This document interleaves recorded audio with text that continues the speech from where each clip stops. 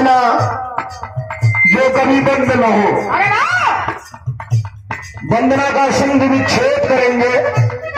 वंदना जो अनवरत चलता रहता है, अग्रसर रहता है, इसलिए कि आप जिसकी बंदगी करते हैं, आप जिसे पूजते हैं, वो आपका आराध्य होता है। और आराध्य के बरन आराध्य का बखान कभी खत्म होने का नाम नहीं लेता।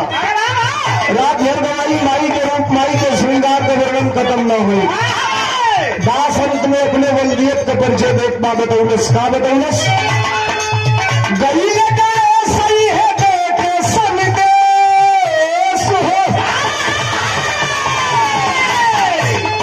अरे गई सही है देखे संदेश हो, अरे लाल चंद्रिका कही है संदेश हो।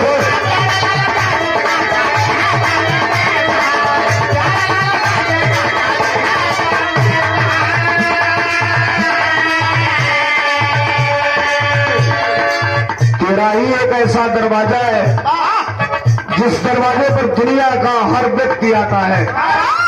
अमीर हो, गरीब हो, राजा हो, रंग हो, फकीर हो, पीएम हो, सीएम हो, डीएम हो, आता है, सिर झुकाता है और जो मांगता है तू दे देती हो। धर्मेंद्र सोलंकी के कुछ ना चाहिए, हम तो उसे एक चीज मांगना चाहते नहीं बतानी। का संकेत कहिए विराह का